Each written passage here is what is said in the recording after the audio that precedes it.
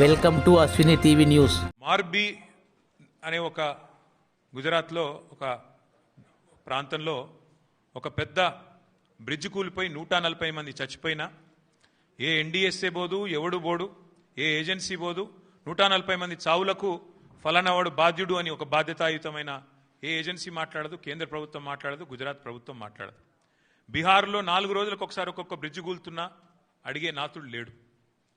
అదే తెలంగాణలో ఇక్కడ కాంగ్రెస్ ప్రభుత్వం ఉన్నప్పటికీ సుంకిశాల రిటైనింగ్ వాల్ కూలిపోయి 100 కోట్ల నష్టమైన ఎన్డీఎస్ఏ రాదు, ఎవడు రాడు.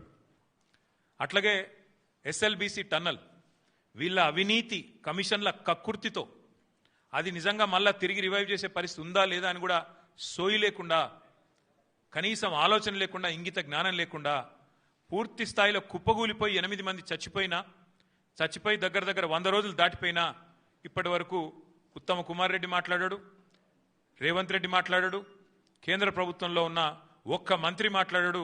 ఎవరు బాధ్యత తీసుకున్న మనిషి లేడు. అట్లాగే వట్టెం పంప్ హౌస్ మునిగిపోయిన ఈ కాంగ్రెస్ ప్రభుత్వం వచ్చిన తర్వాత దాని గురించి మాట్లాడేటోడు లేడు.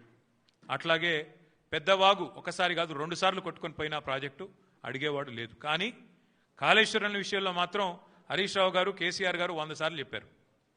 కాళేశ్వరంలో 100 కంపోనెంట్లుంటే ఒక్క కంపోనెంటు ఒక బ్యారేజ్, అందులో 3 బ్యారేజీలు, 19 రిజర్వాయర్లు, 21 పంప్ హౌజులు, 100 కిలోమీటర్ల సొరంగ మార్గాలు, 1000 కిలోమీటర్ల ప్రవాహ కాలువలు ఉన్నాయి. 100 కంపోనెంట్లు ఉన్నాయి.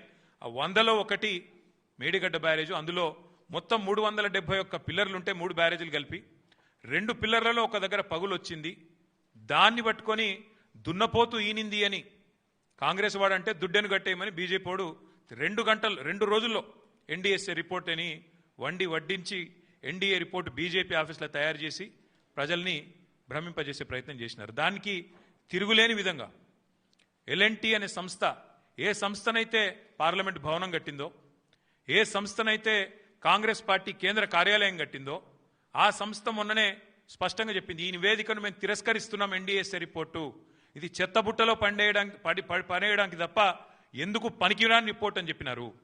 అట్లాగే ఆ సంస్థనే, ఏ సంస్థనైతే నేను అడుగుతున్నా రేవంత్ రెడ్డిని, ఏ సంస్థనైతే మేడిగడ్డ బ్యారేజ్ కట్టిందో ఆ సంస్థ నిజంగానే పనికిరాందైతే మరి కాంగ్రెస్ పార్టీ కార్యాలయం కూడా ఆ సంస్థతో ఎందుకు కట్టించామని నేను అడుగుతా ఉన్నా. కాంగ్రెస్ పార్టీ కార్యాలయం కూడా తెలంగాణకి వెళ్ళిపోయిన మూటలతోనే కట్టిరు, మీరు అందరికి తెలుసు అది. అందుకే మేము అనేది